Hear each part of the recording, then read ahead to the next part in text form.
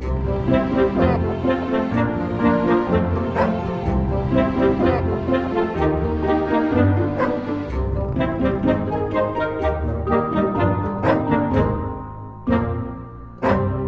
to the Vet with Pets podcast. I'm Elliot. And I'm Becky. And we're sponsored by Vets for Pets Hereford. So, what we talk about this week, as usual, you've been organised. And wow, I've got. Been organised. It's a little scrap of paper today. I couldn't find my proper notepad. But birds. Talk about all today? things birds. Yeah. Yeah, I think so. Should we talk about what we've got in Sounds first? like the camera's just given up. Oh no. Hang on. Carry on talking. Yeah, talk about what we've got in. So, in patients, we had a cat that we admitted yesterday that, well, it's funny enough, we were talking about this in the last podcast about urinary blockages in cats in the cold weather. And we've got a lovely little lad that came in yesterday with a urinary blockage, which meant basically he couldn't wee. So we had him in under anaesthetic, placed a urinary catheter up his penis so that we could release the urine. And he's got that in place overnight to make sure that he doesn't reblock, and he's on a drip to flush everything through. He's had blood tests as well, I think, didn't he? Yes, yeah, he had blood tests too. Because they can get high potassium when they block, which can affect their heart rate and can be fatal. So he's on a drip as well to flush everything out, and he's done really well overnight, and hopefully he'll go home today. Yes, yeah, no, he's done good. His kidney values were slightly high, so we'll be checking them again this morning, and then, fingers crossed, all being well. Yeah, and he's been so well behaved, and he's loving having fuss, and he's just a really lovely, handsome cat. And his owners brought him in quite soon as well, I think. So. Yes, they called up the night before and said that it's a bit sad for him, bless him. So he's a lovely little cat, lovely people, and they don't normally go anywhere. They had him as a rescue 2 years ago when he was like teenager age, just about a year of age at the time. So not been anywhere in his like adult lifetime. Went away for a week, and he's been looked after by a friend that he knew, and he'd met them and knew them quite well. So they were going in. He was in his own home, but as we know, stress can cause urinary problems. And for him, it seems like it was very stressful. His owner was going away on holiday. Yeah, and just missed them. Yeah, he missed them. Bless him. And decided he couldn't urinate, and then ends up in here, needing to be unblocked and on a drip and stuff. Well, I've had a cat before for a behaviour Like consult. that. Yeah, I've had one that would only go in his litter tray when the owner was in the toilet as well, because that's what he'd got used to. And when they moved, the litter tray was moved out of the toilet, and he used to just wail until the owner would sit with him so he could go to the toilet. So they think cats are really independent, everyone does, but they're not always. Not always. I mean, a lot of them are. But And a lot of them don't like other cats, is the other thing. Yeah. But will become very attached to people, which is interesting, isn't it? Yeah, they can be quite needy. And they like their routine, and they like knowing what's going to happen and where they should be when. And bless him. Yeah. But hopefully he should be good now. Have you got any favourite patients from this last week? Who've We had?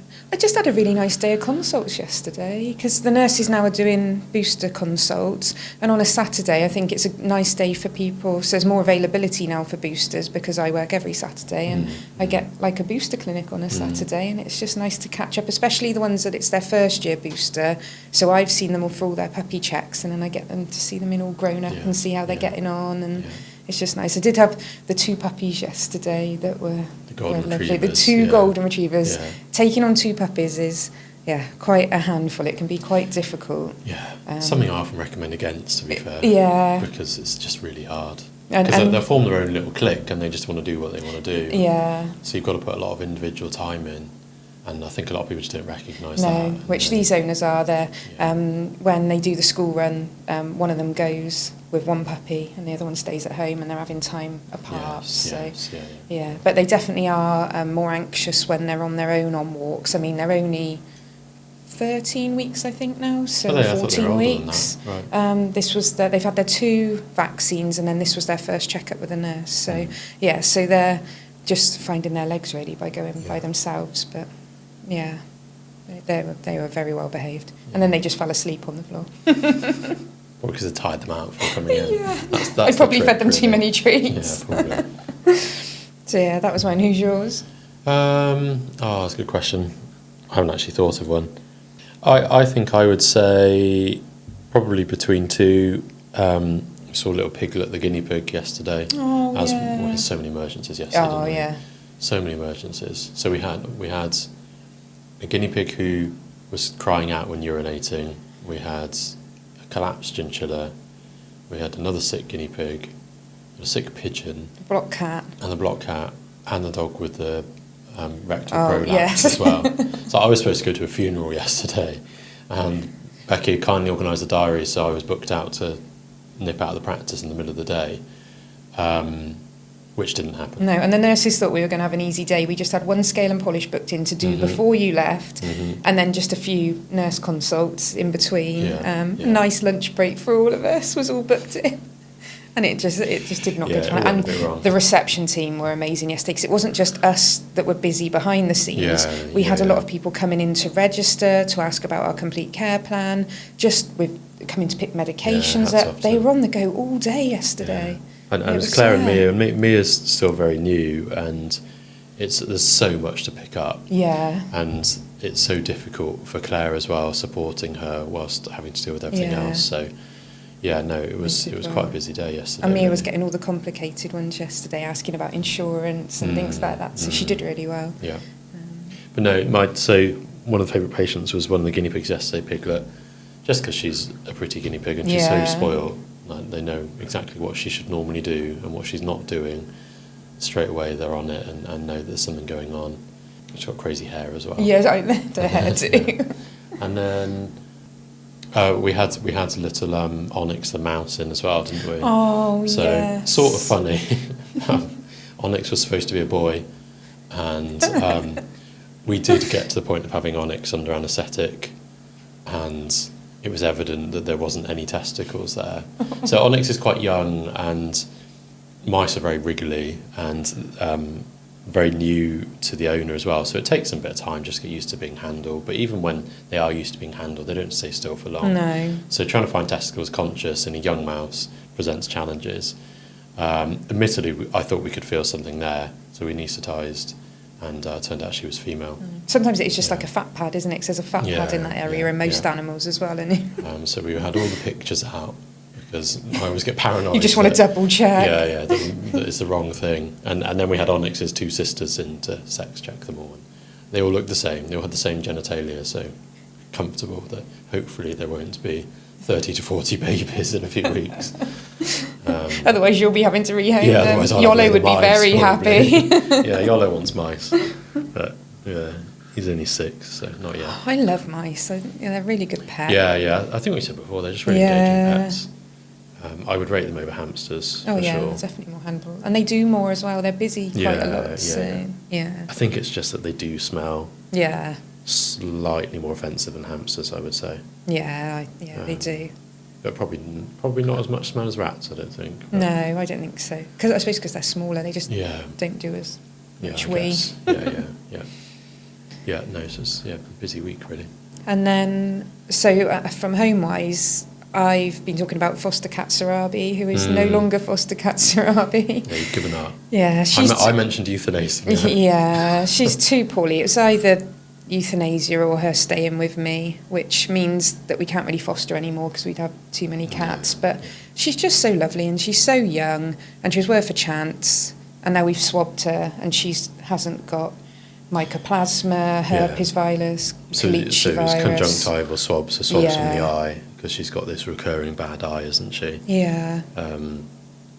But she did have E. coli in it, which is a bacteria from poo, which is quite gross. Grim, but she's getting treated for that, and then she possibly will have surgery on the eyelid to see if we can, because her conformation's not quite right. And so she's staying. I've just got to work out how to introduce her to the other two. And so the problem with fostering is that this is why lots of charities struggle to hold on to fosterers. Yeah. We should do a foster evening as well, shouldn't we? We've talked about doing that. Maybe we could do a podcast on it. Talked about doing that a few times over the years, but just never really either had the support or got around to it, I suppose. Taking the phone call, spilt some of my tea. So Sarabi's staying. I've just got to work out how to integrate her with the other cat, because she's had diarrhoea problems as well, work out the food situation so that she can't steal theirs. Doesn't really matter too much if they steal hers.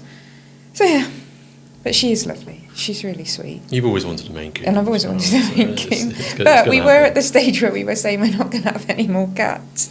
So yeah, but it wouldn't have been the wrong thing to put her to sleep because she is going to have ongoing chronic problems. But yeah, but I mean, she's her a chance. Yeah, I mean, she's currently got good quality life. Oh, she's so happy. And I think not worst case scenario, but one of the scenarios is if her eye is causing recurrent problems, then we'll take the eye out. Yeah. And she does get a bit snotty, but it doesn't affect, like her quality of life. She runs around, she's happy, she's eating. She's one of these sort of chronic cat flu cats, and that they will just be sort of snotty, but deal with it okay. Yeah. It's a bit like you see snotty kids, and they'll be like horrendously snotty, but they're still like all right and having fun. Yeah, that's it. But it just wouldn't really be ethical to rehome her to someone else and put that onto them, really. So. No. Right, so what we're going to talk about bird stuff then? Should we do bird flu first? Yeah, it's very topical. So so we're like, what date is it? Is it 19th of January? Yeah, 19th January 25. So there is bird flu in the UK at the moment. We've not had it as bad as what we have done in previous years. No. So us here locally in Herefordshire, we're not currently under any restrictions. No. So there's been 20 cases since, I think it was November. November the 5th was when we had the first case in England this year. Yeah. Last year. Yeah. At the 10th of January was the first one in Scotland, and Wales have had none, and Northern Ireland have had none, so much better than other years. It generally starts off in the East Coast, doesn't it? Just because that's where the migrating birds will drop first. Yeah. And last year they said it finished, the last one was the 14th of Feb in 2024, so that's sort of when we can look, hopefully, to be seeing the last ones. But with climate change... Well, again, it's quite weather dependent, isn't it? And I suspect a lot of it depends on what colonies of birds it gets into and how it perpetuates. And we were talking about it yesterday, weren't we? A lot, I think, not last year, the year before, a lot of the gull colonies were killed off from it. So is it that there just aren't as many and then they're building back up again? And I'm not sure. Will the babies have immunity? That's the sort of things, I suppose, that we're still finding out. I presume there's studies going on into that people may already know. But the way bird flu works is that there's always bird flu circulating around the world, and there's a variety of different strains of bird flu that seem to affect different species slightly differently. But generally, the birds that essentially spread it around are, of course, the migratory birds, often waterfowl. Normally water birds, which I guess probably because they're just dabbling around and stuff, they spread it amongst themselves very easily, and then they'll travel vast distances. And they migrate, and I would think the migration must take it out of them as well and leave them weak and more susceptible, maybe. But then I think I'm led to believe that I think a lot of the water birds that spread it don't suffer from it in the same way as some other species do. They just spread it around. Yeah. They're like silent carriers. Yes, yeah. Oh. Yeah. Oh, that's sneaky. But so we haven't had as much of a problem, but in the US at the moment, it's a big problem, which I saw, I think, one post about a cat dying from it, which then led me into a wormhole. I think we maybe mentioned this on one of the last podcasts, didn't we? So I've looked into it a bit more now, and apparently there's 928 dairy herds that have had it since March last year. Cattle, this is cows. Cattle herds. And then there's a big trend at the moment for drinking raw milk, which has spread it to some people and then also to cats, because the main thing the cats are getting it from is raw milk and raw food, because a lot of America's cats are indoor cats as well, and what we were always questioning is, did the cat just have it but die from something else and they've picked it up, but this has actually been traced to the same viral strain. They've done sequencing and traced it to the raw food and the same one that's within the cats, so it's definitely being spread by raw food, which we're always saying. But then again, as we say, and I think we'll come on to some other interesting stats, it's with some of the cases, it's did they die with bird flu or did they die from bird flu? I think the cats, there's a 67% mortality rate for cats who get bird flu, so it's high, and that's one of the universities in America that's done that study, so it is high in cats, and they're saying neurological symptoms, depression, ocular nasal discharge, and respiratory signs. No cases in the UK as yet, and raw feeding is much less common in cats in the UK, and also our pet food industry it's much better.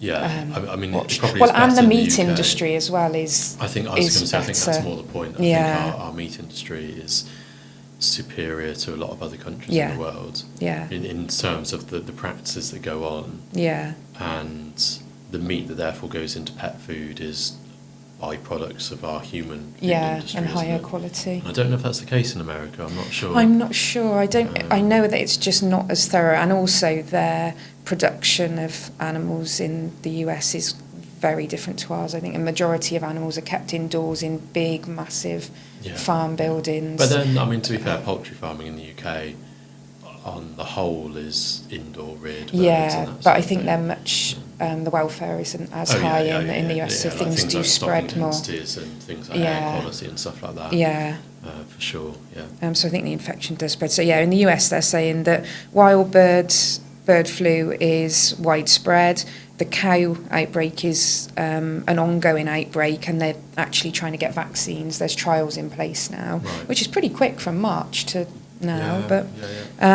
Poultry, they're saying, is sporadic outbreaks, and I think they don't get as many outbreaks because they're housed indoors, but when they do get it, a lot are going down with it. And then there's also been mammals, which is that's the interesting thing. So because we've not really seen that in the UK. No, but so we haven't. There's not reports apart from in a few seals, but I can go. I've got a bit on seals because that was quite interesting. But the cats. There's more than 52. They're saying in the US that have died from bird flu. And then it's also been seen in bears, wild canines, and wolves, one rabbit, some raccoons, rodents and skunks. And the raccoons, rodents and skunks was quite widespread as well. And that was wild animals? Yeah, wild animals, those are. I guess they do surveys probably, don't they? Yeah, and there have been some wild big cats in zoos that have not died but have tested positive for it. And again, they've said that's from eating the raw food. And then the big one was seals. I didn't realise it's a massive problem in seals. And they said, again, because they migrate and because they're in the water, and I suppose they might eat seabirds, I would think, as well. Well, I guess they'll be in close contact, yeah, won't they? And with all the feces and things. Breeding in similar places. Yeah, and they said it is the baby feeding. seals that's it's hit big. So the US, Netherlands, Germany, Canada, they've all had cases of it. But Argentina, they say 17,000, a big mass death, mainly baby seals. Yeah, like 17,000 dead seals. It's mad though, isn't it? It's a lot. And seals and sea lions, so it doesn't, which is odd because they are different. I think eared and non-eared or something like that they are. But it's still affecting both. So I looked up the UK, this is me getting into my wormhole, and DEFRA have done like a study into it. So there's no mass fatalities here, they're saying, but also there isn't an actual ongoing study into seals here. But I would think people would realise if there had been mass fatalities. Well, most of the seal colonies in the UK are protected and monitored. Yeah, so certainly I think the we ones would of see significant it. size. So it would certainly be flagged and noted if that was going on. So DEFRA is saying their helpful information is keep your distance from seals. As if you're going to go up to them and or have a sneeze barrier in place. So make sure they're wearing a mask or something. That's there, But the worrying thing is it shows mammal to mammal transfers possible. But then and there are they've said no person to person cases, but there have been 67 cases just in the US, but it's mainly people that work with cattle or poultry or in culling facilities. I think that has been reported in the UK before as well, with poultry workers. And then I think there's been a few hundred deaths worldwide from humans, but normally those humans are poorly as well. But it's just, it doesn't take much, I would think, for a virus to mutate. No, but it's really, I think, I don't know, without being too scaremongery, I think viruses are something that we are going to see more of in the future. As the world is more densely populated with people, and then the associated livestock and pets and everything else, and vermin. It'd be interesting to see what happens. And I think that's not something that's spoken about much with raw food, really, is, like, we'll talk about the risks of poor nutrition from it and the risks to humans from E. coli and things like that, but just these risks of viruses that we shouldn't be coming into contact with because cooking the meat kills them.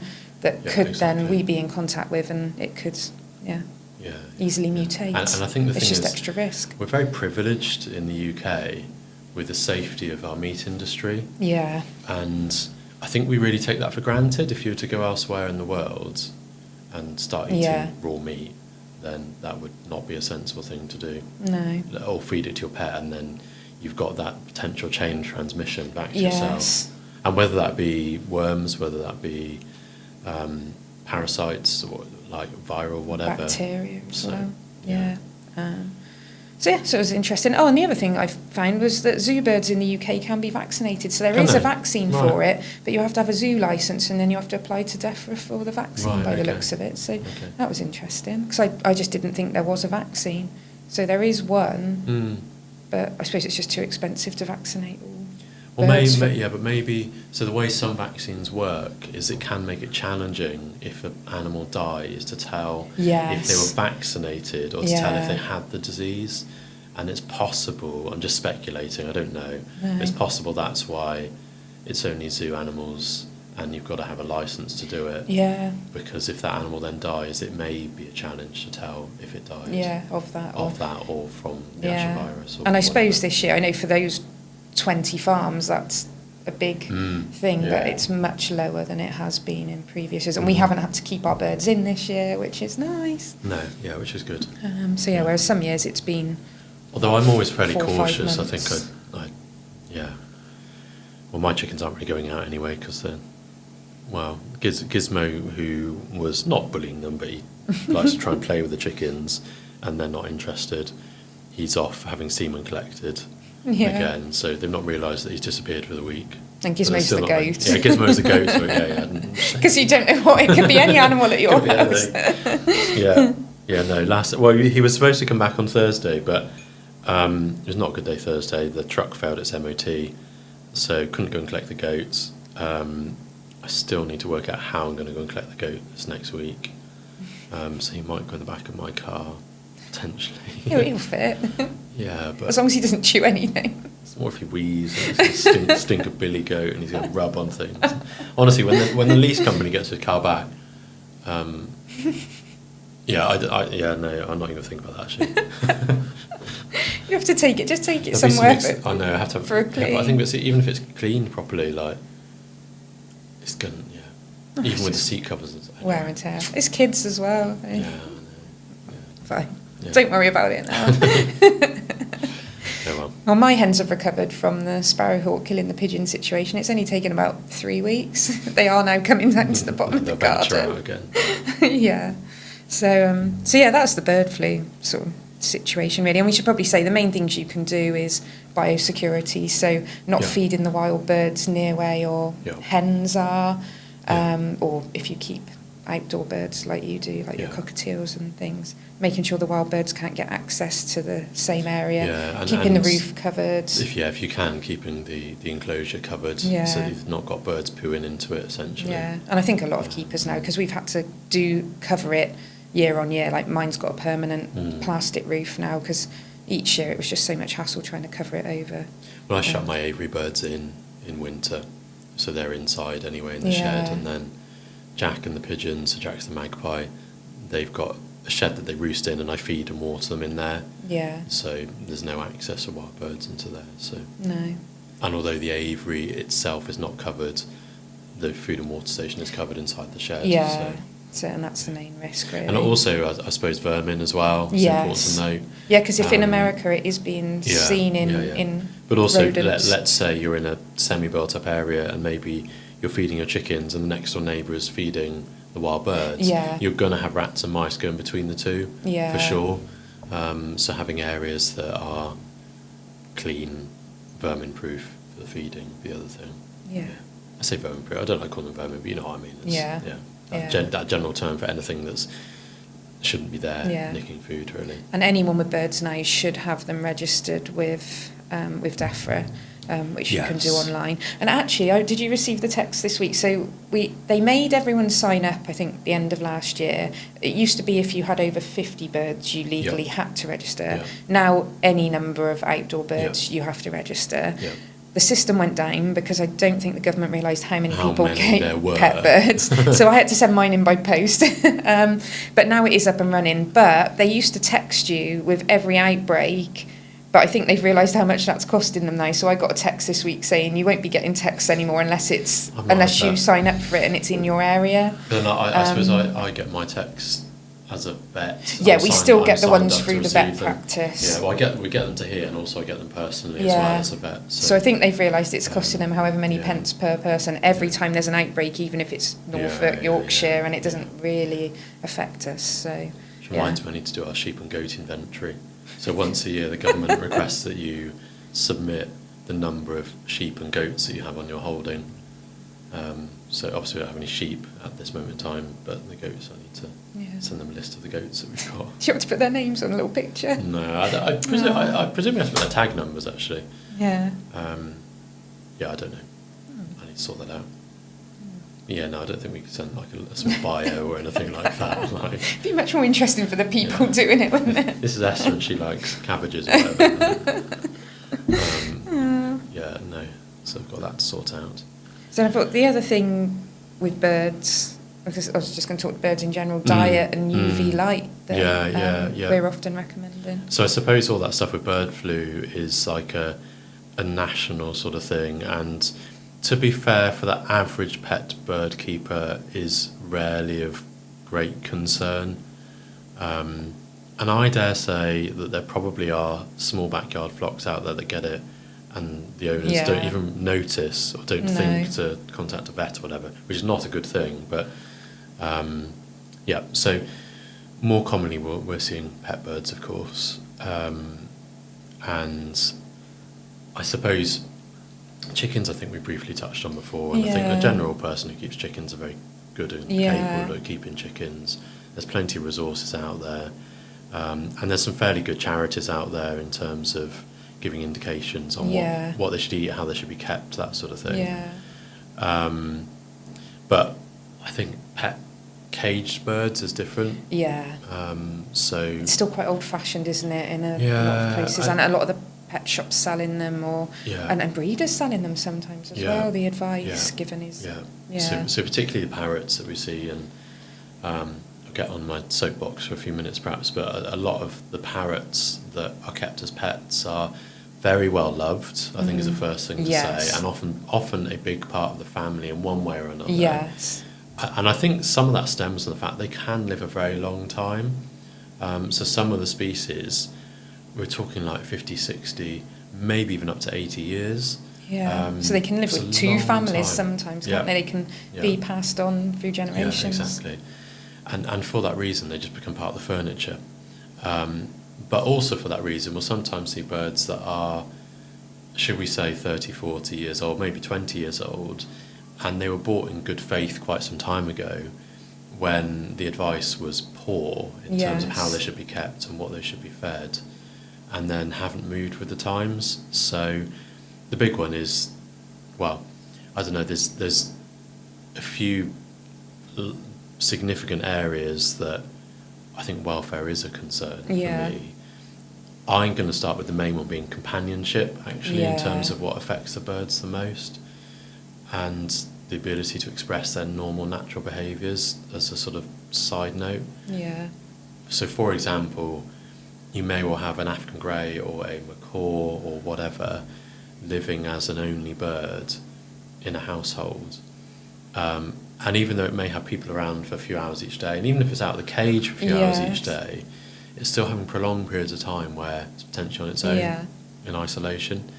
And in the wild, these birds would be part of a pair-bonded sort of a couple as such that would spend all day together, unless one of them was sitting on eggs or brooding chicks. They travel around together, they would forage together as part of a larger, looser flock system. And Google it, the flocks are amazing, especially if you Google macaws eating salt rock. It's crazy. And these birds are so loud as well. So macaws being a prime example, that they may well not be obviously all sat next to each other roosting at night or whatever. They'll be with their pair, maybe their small family group, But in the daytime, like their calls will travel Yeah. for a couple of kilometres probably. And as it in gets the quieter at night, treetops. you can hear them. They're just all chattering to each other, and So they've always got those other birds around, and that provides a safety network as well as they all communicate, and a very complex social system of different individuals.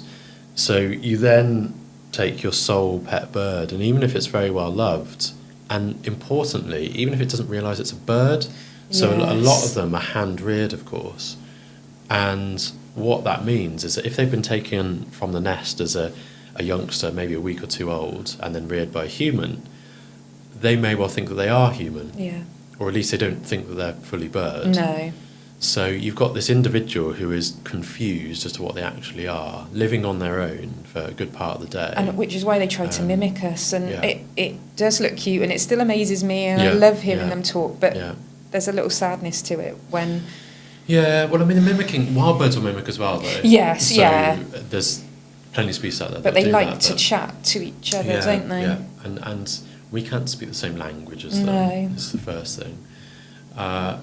And I guess important to recognise that even if you take on a bird with currently living a certain lifestyle, and I see it relatively commonly in younger adults.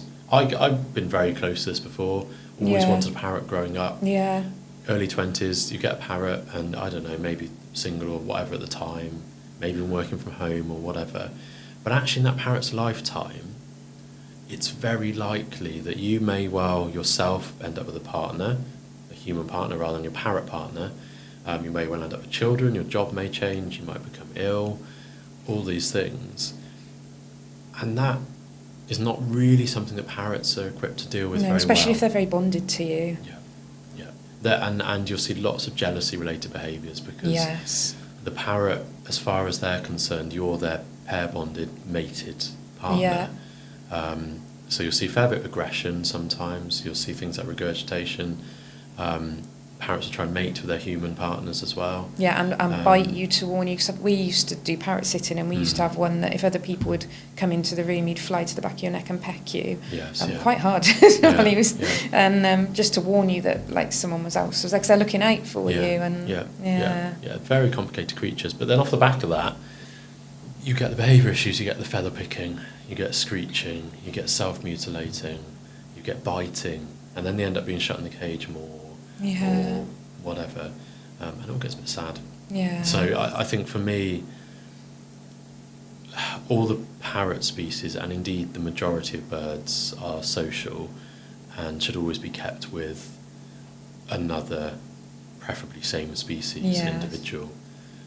Again, admittedly, there's challenges with some birds that are hand-reared that may not recognise a bird. That does present challenges.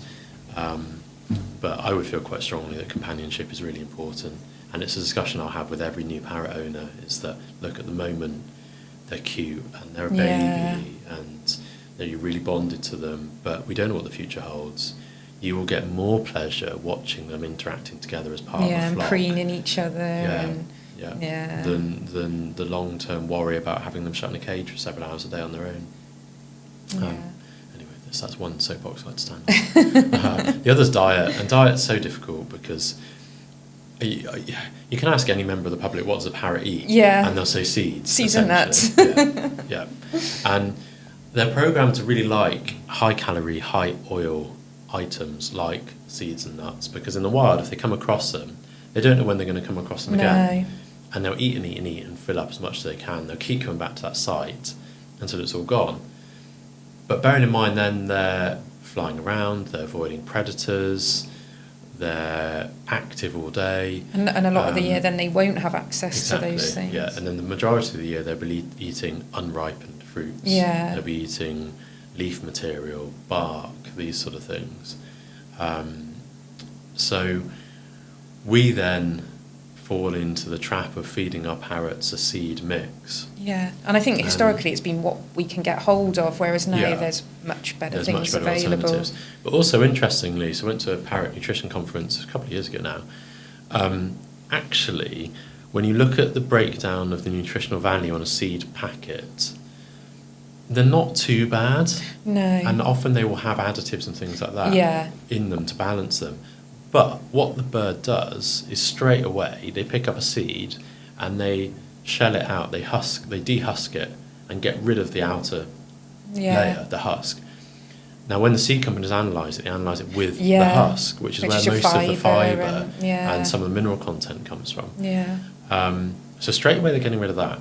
They then selectively feed the bits that they want. So they'll pick out, generally, if it's something like a cockatiel or similar sized bird, up to your Amazons and your Greys, sunflower seeds. They want the sunflower seeds as minimal nutritional value to the inside of a sunflower seed. And they won't even touch then the pellets and the other bits, which is what the company have rightly done to balance it. They're just discarded, and they don't even recognise them as food. And then it's the storage of the seeds as well. I don't see it as much now, people like pet shops selling it loose, but that was a real problem with fungus and things growing in there, and also just how long have they had it there, how long has it been open, oxidisation of the fats that are in it, so they go rancid, and you don't know what you're you don't know what you're getting. And it's the same as if you buy a big sack and you've only got one bird as well. Yeah, exactly. Then that can be... I did get some research on it. I think the other thing to bear in mind is that a lot of these things wouldn't be part of the bird's natural diet anyway. No. So a good example is peanuts. So peanuts grow under the ground in, I think, South America. I think it is. I think South America.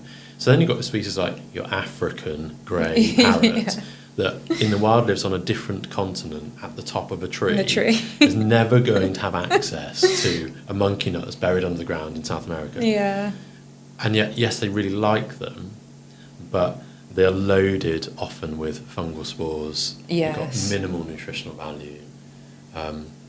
Shouldn't be fed. So what should be fed is vegetable material with some fruits. Yes, like the dark green leafy veg. Yeah, and then ideally a pelleted diet. So 75% of the diet should be a pelleted diet. They can't selectively feed from. And then your vegetable and fruit. But interesting, even with the fruit, so we think of fruit as being good, and this goes across lots of different species. Yes, and interesting in zoo animals as well. But actually the cultivated fruits that we eat are so much more sugary than wild fruits. Because humans like them ripe and sweet. Yeah. So actually they're like completely different to a wild fruit. And what is more comparable to a wild fruit is something like a carrot or sweet potato, something like that. And that's more typical of what a ripe wild fruit would be like. Yeah, and it would take them longer to eat as well because it's harder. They have to pull it apart. And But that's the same thing goes for things like monkeys and stuff in zoo collections. Yeah, they find it really hard, I think, to... Well, they're having to feed vegetables rather than fruit. Yeah. Because otherwise you'll get things like diabetes and stuff even because the fruit is so sugary compared to what their natural requirement would be. Yeah.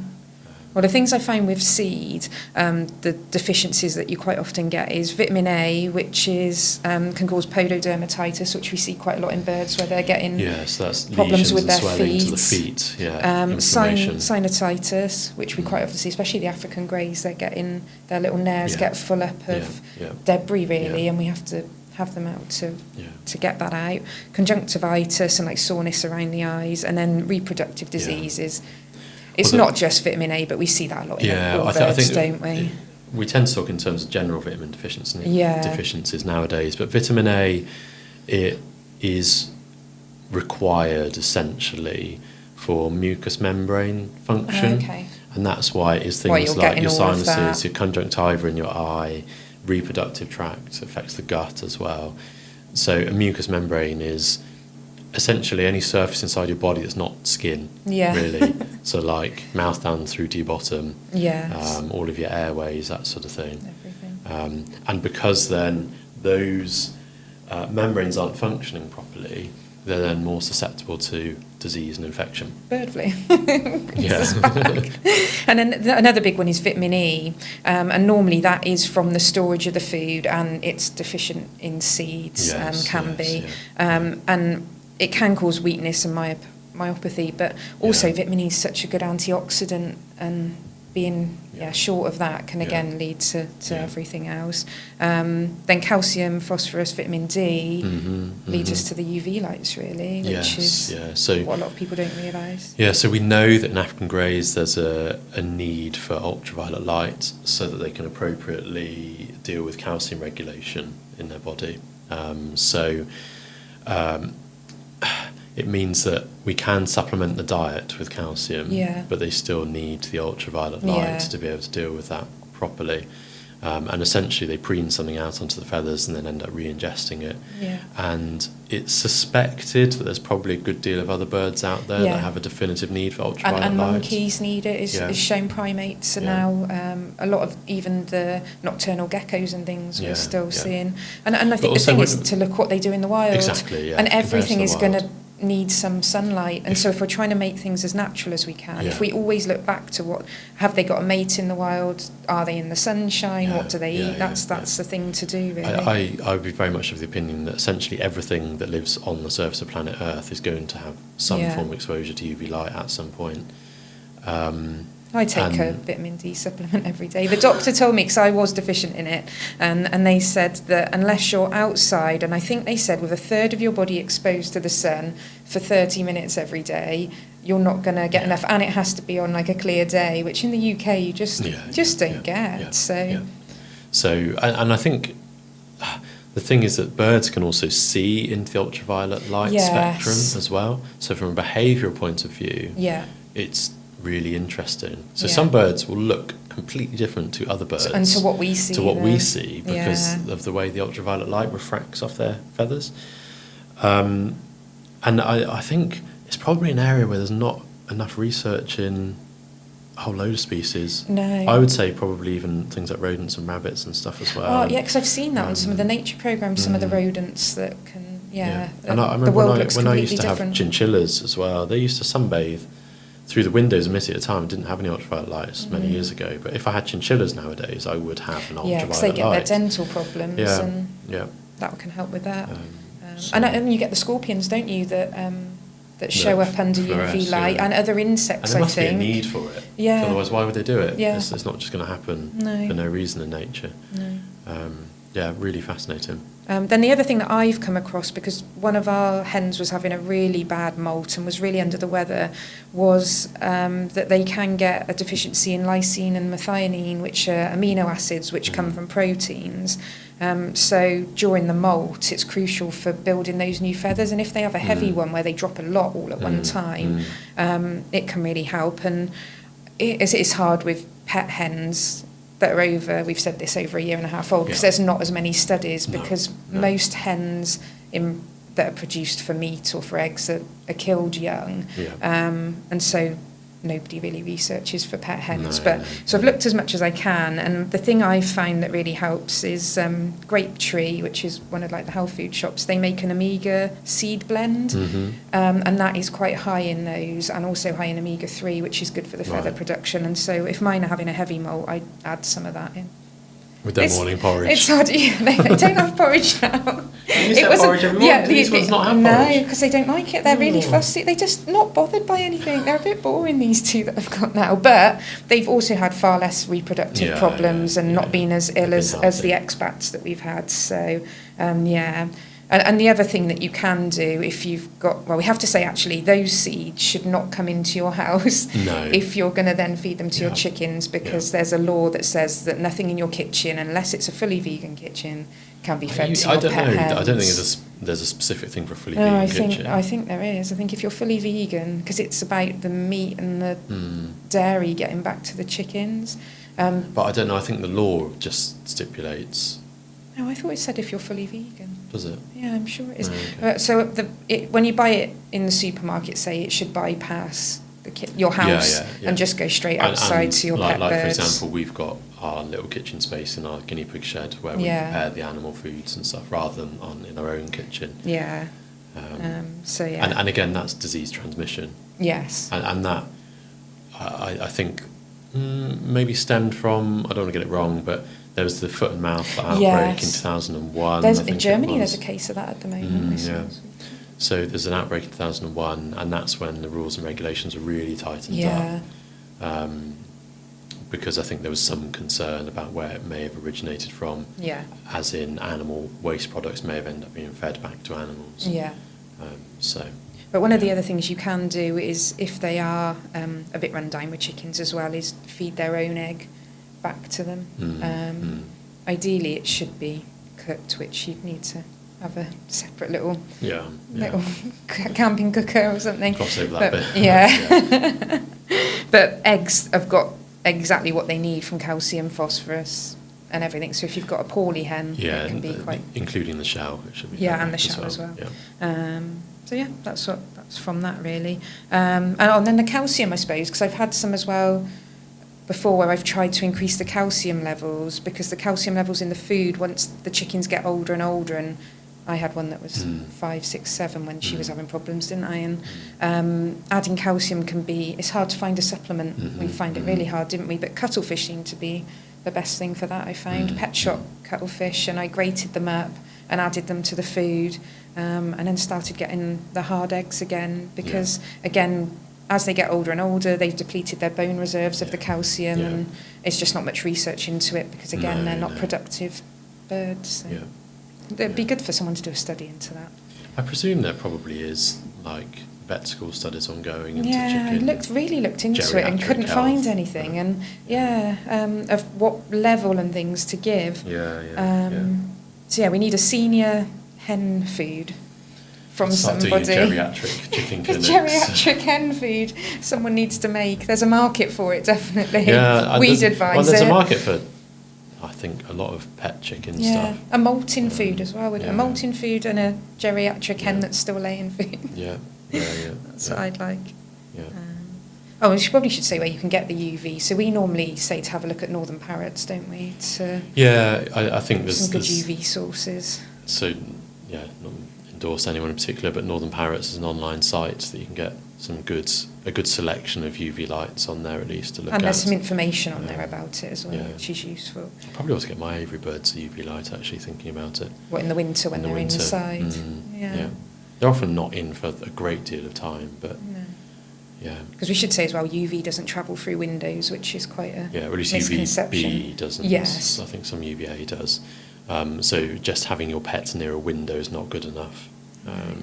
Also, to be fair, from a behavioural point of view, if you've got a bird in a cage in a window, they can feel quite vulnerable and exposed. Because they can't fly away, they can't escape. So having it near, or having the part of the cage covered or something like that, is perhaps more acceptable. But no, it's fascinating with certainly a lot of the pet parrots that we see. There's much more awareness out there now. In terms of, and we have some really good owners. I've got some fantastic owners. Yes, but I think still challenges, and I think that I would like to see a day where there's no parrot that's kept on its own. No, like with guinea pigs and rabbits as well. I think it's just changing up humans' perception and us seeing, and people aren't doing it in a nasty way, but it is for our selfish need to have a parrot that speaks to us and is bonded to us, and it is lovely, and it is amazing when they come in and they sit on our arm and they talk to us, and they're so intelligent. But it's just not what's best for them. No, so an African grey is as intelligent as like a 3 or 4 year old child. So they really do bond with you, and they really need a lot of your one-on-one care. But it's not necessarily in the best interest of the bird. But a lot of people don't recognise that, don't see that, or don't see the fact that the situation may change. Yes, and you don't plan for it. I think for me that sort of thing comes quite naturally because of how I think and how I like to plan ahead. And we see the amount of people who have made the mistakes and it's gone wrong. I suppose we see it a lot. And the birds have started plucking or whatever. And there's something that's making them unhappy, or we see the medical conditions. But I think what we'll do is we'll get Alice to put. I've got lots of pictures of birds that I've looked after over the years. So I've ended up with a few. So notable characters would be Kiwi. Oh, Kiwi. Kiwi was lovely. So that would have been 2018. Yes. Because very cleverly, Emily was due to give birth to Yolo. And like a month or so beforehand, I came home with this Amazon that had been signed over because the owner just couldn't look after her anymore. beautiful bird. She was 8 years She old was so in lovely. liver failure. She was wonderful. She was so gentle, such a character. Yeah. I have a soft spot for parrots. I still have aims to have a large aviary, multiple large aviaries with different parrot species, and like a rescue situation. But anyway, so Kiwi had liver failure and initially stabilised quite well on medication. She did really well. She was a real character, and it was probably a month, 6 weeks or so, and she seemed to be doing good. She was very noisy. She liked to sing loud opera and also make loud sex noises as well. So be careful what your birds will mimic. It was embarrassing. 'Cause she was coming to work every day, didn't she? Yeah, and you could hear her from the consult room. I've been in the consult room like, oh no, she's going to break into opera, or is she going to break into loud sex noise? Yeah, it was not good.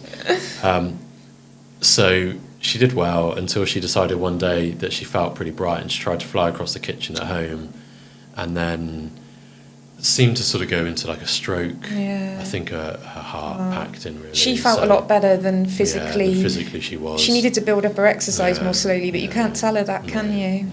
Bless her. And she was obese and very sedentary anyway, and she just decided she was going to do it. So unfortunately then she just declined every few days, so tried to manage her, but she didn't recover from that. That was so we sad. euthanized. That was gutting. Especially when she was just trying to do what she does naturally. Yeah, she was just exactly, trying to fly. Exactly. And I think the other notable character was Ozzy that I had recently. So Ozzy was wonderful as well. Yes. Such a lovely bird. So he was a galah cockatoo, pink cockatoo. So I had him from a friend who, sad situation, wasn't able to look after him anymore. And I'm sure she wouldn't mind me saying this, he was very well loved and he was a big part of the family, but was having pizza crusts and seed and stuff like that, and so he loved sitting with us at lunchtime. So you always thought he was going to get he'd something. be there looking at you, and he'd rub his head against you, and he'd like side over to you, and like, he'd look at your give me food. some, so he was doing great until I'd made him an aviary. I was halfway through making the outdoor aviary, going to get another cockatoo companion rescue or two, and he, I think during that process, had picked up a bit of wire and he just collapsed one morning. Yeah. And it was heavy metal toxicity. And he just declined in the space of 3 or 4 hours. So, and the amount of birds we've had in with metal toxicity that we've been able to like either remove the metal or give them something yeah, to counter. It was just so he just fast. went downhill so quick. So I brought him in, x-rayed him, took bloods. And we'd ordered the could see the heavy treatment in, metal. Well, I'd gone across the hospital because the only place we could get it was from the county hospital. So I sort of essentially begged them to dispense them because they didn't want to dispense it because it's hard to get hold of. No. So I went and sat over there with a prescription for, I think it was an hour and a half I was over there, and eventually managed to get hold of the stuff, brought it back, gave it to him, but he just died then. Just died. Sad. So yeah, I was really devastated at that. Because again, he's such a character. Oh, he was. And they're just, And even sitting here now, there's such a big part of me that wants to go out and get a cockatoo. And I always think it's, well, I know, I always think if one came in that, like, needed a home I know. or... Yeah, I've got such a soft spot for them. I've always wanted parrots. And I find it so silly in that I am in the position where I could just go out and buy one. Yeah. But I wouldn't do it. No. I would love to, but I just wouldn't do it. Yeah. Because I don't ethically agree with it. No. One day we'll put ourselves in a position. Emily doesn't like the idea of this, so Emily doesn't listen to this podcast. But it was one of my goals for my 30th birthday. Is I wanted to have a pair of parrots out in an aviary. 33, so I've not achieved it yet. I said to Emily, I set a goal for Emily that we'd have goats by her 30th, and we achieved that. So now she do your denies parrots. that was her goal. It was sort of my goal. I've got the aviary birds. Yeah. And they're great. But something I love like my a macaw. cockatiels. I remember Wyvale Garden Centre when I was little. They used to have a pair of macaws. That was a treat being taken in there. At one point as well. Yes. But again, looking back, yes, you look back and you think. But then they had a big enclosure. Yeah, they did, and they had people around them all the time. Stuff going on. I think it was enriching, and there was more than one. Yes, there was always two, and they chat to. It was so nice. That was a treat. That was easy for parents. Then you could just say, "Let's just go to Wyvale and see the birds." Yeah. But then at the same time, the these things shouldn't be sold in pet shops. No. I remember when I worked in Pets at Home and we used to sell the birds. So we used to sell canaries, lovebirds, cockatiels. But what went on behind the scenes, like they had to have 3 weeks quarantine before they went out on the shop floor. Yeah. They had to be treated every week with spot-ons. Yeah. It was a lot of work as well to do it. We only had one parakeet here once. I think certain Pets at Homes could sell them and others couldn't. But it was mainly just the small aviary birds. I remember them having birds here. Yeah. So I think they shouldn't be sold because they're not something to be bought on a whim. No. Like even a cockatiel can live for 20 plus years. Yeah. And even the budgies, they shouldn't be in those like the small cages. No. I watch mine as their little flock interacting, and I'd like to have more parakeets. I've got Telemachus and Sheila. Sheila was supposed to be a female partner for Telemachus. Sheila's male. So Telemachus came with Ozzy, and so he's a Barnard's parakeet, so relatively unusual. Yeah. I've never seen another one personally. No. We see quite a lot of different birds through work. So wanted to get a companion of a similar species that was able to communicate, and a Rosella is pretty similar. They can interbreed, so they can hybridise. So I sort of feel, well, if they can hybridise, they can probably enrich each other's lives. Got no interest in breeding them, but wanted a companion. So Sheila, I put out feelers, and Sheila was with another rescue, Athena rescue with Dee, and thought to be female, although when Dee described her, I said to Dee at the time, I was like, I'm pretty sure he sounds male, but we'll have him. So he was dropped off here, and straight away I GA'd him and X-rayed him and DNA tested him and microchipped him, did a health check and stuff, and the DNA test came back as male. So Sheila and Telemachus have a little bit of a love-hate relationship. Sheila's quite sort of meek and mild and not worried about anything, whereas Telemachus is a bit of a character. Yeah. And they generally get on very well. Every now and then Telemachus decides to chase Sheila around. They never injure each other. No. I sort of figure it's a bit of exercise. Yeah. And then the next day they're then just sat. They don't preen each other, but they sit and talk to each other. They'll sit about 2 feet apart and they'll chatter to each other. And even just the budgies, how they sit and they look like they're kissing and they preen each other. Yeah. Oh, it's just it just shows you how much they do need each other. Yeah, exactly. Yeah, and the cockatiels, it's interesting as well. Like I got 2 boys that I hand reared a few years ago, and they're so bonded. Yeah. And they're very gay. They love each other. Yeah. When we had Lilu came, the female cockatiel, the other 2 boys were quite interested in her, but Percy and Phoenix not even interested. Not even interested at all. No interest. They don't interact with her whatsoever. No. Whereas it's quite common in birds, isn't it? Because you get pigeons that 2 males are mate and penguins do it quite often as well. Yeah. And they will do it in the wild as well. Yeah. So I think particularly albatross.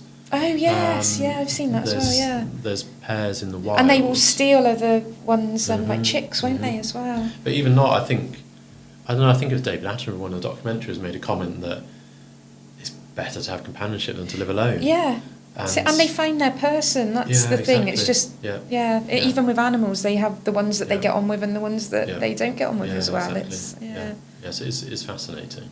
So it's not just a captivity thing. No. Watch this space, so I'll have some huge aviaries at some point. It's the birds of prey that I would like again. I used to have a barn owl. But so feeding them is a faff with having to get dead animals in to feed And I do think about that more now, environmentally and everything as well, the food and the storage and, but I did... Oh. Again, I think if it's a rescue situation, then maybe I'd consider it, but... Yeah, I wouldn't buy one again. But even then, I mean... Because for me, I don't know, I feel like I can replicate all the welfare needs with my aviary birds that they would get in the wild. Yeah. And actually it's better because they don't have a fear of predation. No. So they can exercise, they've got companions, they've got the right diet. So mine are all on pelleted with their fruit and veg every day and stuff. Whereas I sort of feel like with the birds of prey, I think that's more difficult because they'd have territories that they'd maintain in the wild. Their social structures are more complicated because they're generally not overly social species. No, it's but then they would interact with other birds. Yeah. Like you'll see buzzards, for example. Oh, yeah. And you'll have 6, 7 or 8 all we sometimes on the same get that, and especially the kites, you get a lot together. But then actually, I'm not sure the ins and outs of them keeping them in close captivity together. you're Yeah, not no, I keeping wouldn't a have group lots. like I'd that, have you wouldn't just do it. the one puppy. And I just enjoyed flying him. I was so much healthier then as well, because I'd get out like once or twice a It's what you day. do. And That's how you get your UV light. You need to be on your vitamin D. I just need to It's get an about owl your bird. again. But Or you get people will free fly parrots. When we as went well. to Australia, the Sydney Zoo, the Taronga Zoo, their free flying birds display was amazing. Well, they had everything. They had like chickens and things as well in their display. But then, the macaws and the galahs and the cockatoos. I'd love to have free flying parrots. It was really cool. Actually, they did it in Malaga as well. Actually, when we went to the there's people the in the zoo UK that do there. it as well. It's really I can't cool. remember where it is, but there's one place in particular. There's a person with a macaw as well who's on Instagram she goes up like the dales and stuff with the parrot just following her. I think the risk for me is losing them. Yeah. Or predation. Yeah. It wouldn't take much for. And knowing they're comfortable, I think, as well. Yeah. It's different when they're doing the same display each day from the same area, but I don't think taking them different places. Do they actually enjoy it, or do they? Is that stressful? Or is it stressful? Yeah. But then it was on social media. I don't know, maybe 3 or 4 weeks ago. There's 2 blue-throated macaws that have been lost from, I think it was London Zoo, because they exercise and they free fly them, and they just flew off. Do they not have telemetry on them? I would have think they would. Like parrots pick it off them, wouldn't they?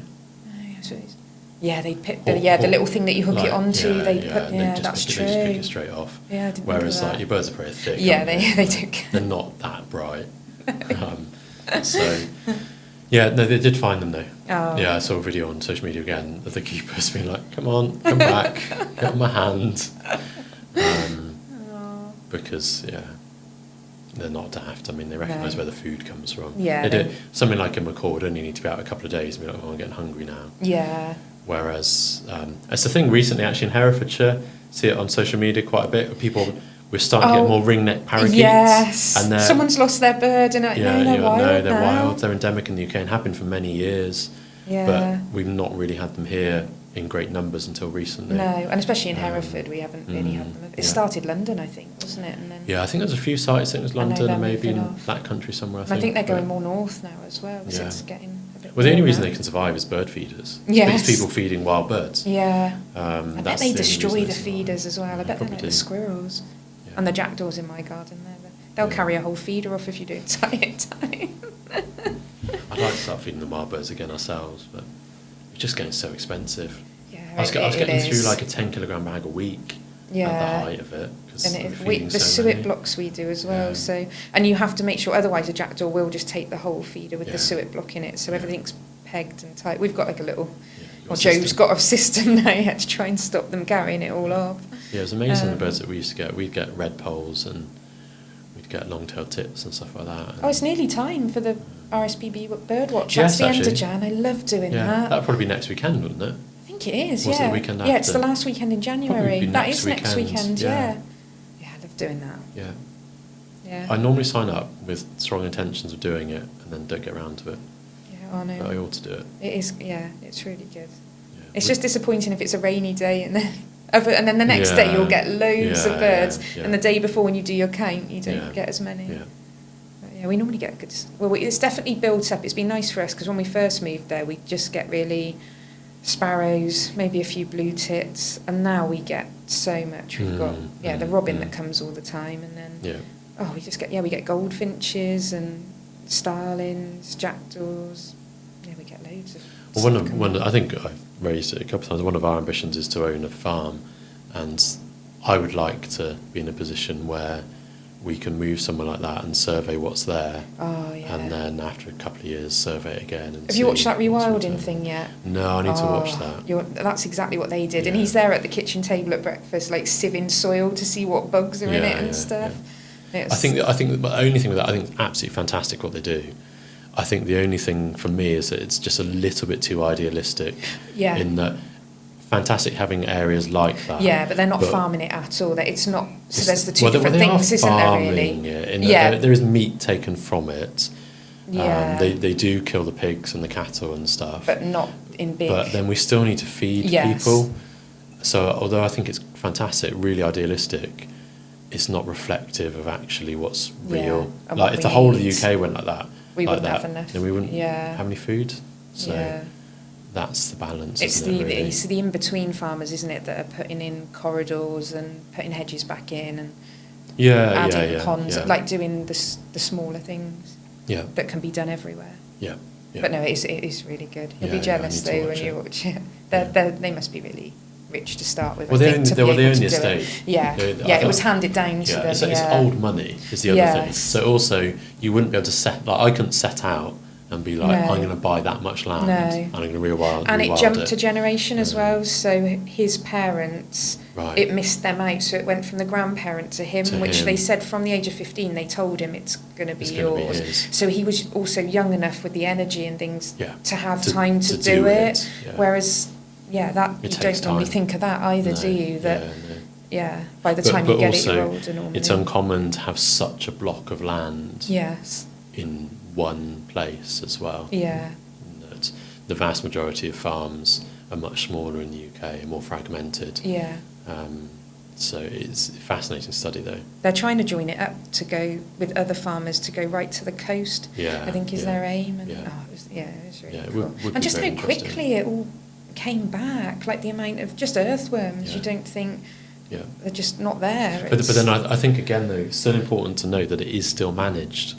Yes. It's not actually wild. No, it's it just is managed. but managed by using natural. Well, the way I would look at it processes, is really hopefully. what they're doing is they're farming wildlife. Yes, really, yes, and that is what they're saying. And that's what they're doing. Yeah. Because what they have not done is they haven't just left it to go wild. No. Actually, it's important to take a step back. So this is the Knepp estate we're talking about. Yeah, the Knepp so estate. So down in, I don't know, is it Sussex? Yeah, I don't know, down south. So massive estate, thousands of acres.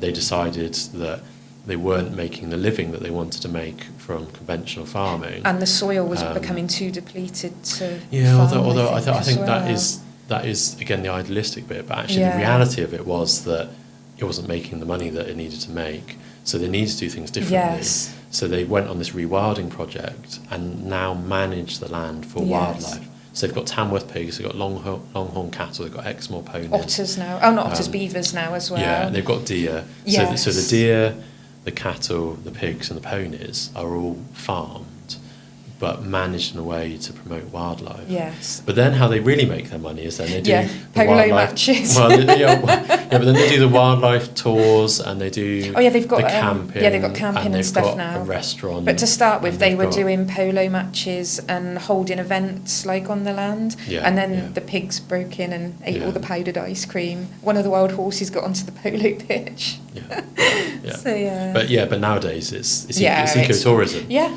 Ecotourism. And I'd go somewhere like that. Yeah. I definitely. Yeah, we always look for places like that. But it's such a fantastic idea. But again, not reflective of what the UK as a whole would be able to do. Yeah. So I think it completely has its place. I'd love to be able to do something like that. I know. But again, I wouldn't ever be in the position to set out to be able to do it. They're so Because lucky. even if I started now at 33, Yeah. you wouldn't really have the time to see it through. No, within 10 years, though, they said the difference. Even within, I think, 2 or 3 with the soil, they were seeing earthworms and stuff all come back. But and after 10, it was... The only thing with the soil, I was listening to another podcast about soil, because I'm sad like that. The thing with the soil, the only thing that you really need to improve the soil is things pooing on it. Yeah, that's what they said. That's digging it up. Yeah, that's all you need. Yeah. Is things pooing on it. That's what it. Yeah, that's exactly and what so it was. Actually, it's very easy to take an arable farm, growing crops, and just put livestock on it. Yeah. And be like, we've been amazing. Well, and have rotational the soil's now farming great. then. But actually, the simple thing is you just need to put poo on it. Yeah. And have animals walking around on it. And just not have monoculture really is the thing as well. But it is becoming more in fashion to rotationally farm with livestock. There probably is more of a calling for it in farming now. Yeah. Especially with changes to with fertiliser taxes and well. stuff like that. Yeah. So it probably will be more rotational farming. But then the trouble is that the average arable farmer who farms crops is not set up for livestock. No. So then you need someone to come in with the livestock as sort of a separate business as such. And it's the same as us, isn't it, really? We're always saying that we can offer far more now than we could 10 years ago. And same with livestock, healthcare and well-being of livestock and to increase productivity, but in a healthy way. Yeah, exactly. It's hugely different. And we know so much more now than what we used to. So, and then the cost increases with that as well. So. Right, okay, That that was was a a big good tangent. tangent. That was a big tangent. Everything's linked though, the wild birds. And Yeah. Yeah. At least the wild birds aren't. Well, like seabirds might be dying of bird flu, but at least they're not spending 20 years locked in a cage. Yeah, that is true. There's worse things than death. Isn't There's there? always worse things. On that note, We better do some work. yeah, we better do some work. We've got that poorly cat we need to attend to, and Yeah, he definitely needs some fuss and some food. yeah, and then I've got a busy day lined up. Right, can you remember what we're doing for the next podcast? I think we. Have we got a guest? Is it Elise? No, or is it Lara, the pigeon? I think Elise is coming in February. Yeah, Elise is coming in first week of February. Lara's coming sometime Oh, soon, it's isn't nutrition next Sunday. Okay. So I think I might narrow it a bit more down to sort of maybe canine nutrition, because it's so much. I think maybe if we do about... No doubt there'll be tangents. There will be tangents, like maybe the pet food labelling and the pet food industry in the UK. And yeah, I had an interesting chat with the client about this the other day. nutrition. I think it's, yeah. Because then we could always do a cat one separately. And we've gone into the raw food with cats a little bit today. Yeah. And we've done the bird nutrition. Yeah. Then maybe we could do rabbits and things as well, because it's my favourite topic to talk about. Yeah, no, fantastic. So it might be, not until next Sunday. And then we've got, two just waiting to come out as well. Oh yeah, I've got 2 lined up that I need to get my act together and release them. Yeah, Joe keeps asking when the next one's going to be out. Yeah, but the next one's boring, that's why I'm reluctant to release it. Because we've got that one, then the nutraceutical By this one. point, it's all right, because people will have listened and then have given up on listening because it's rubbish, and they won't have even got to this podcast, so it's okay. On that note, again, let's wrap it up, shall we, and do some work. So thank you for listening. Thank you to Vets Pets Hereford for sponsoring as well. Yeah. So I've been Elliot. And I've been Becky. And this has been the Vet with Pets podcast. We'll see you next time, Yeah. hopefully. Goodbye. Yeah, hopefully you're still here.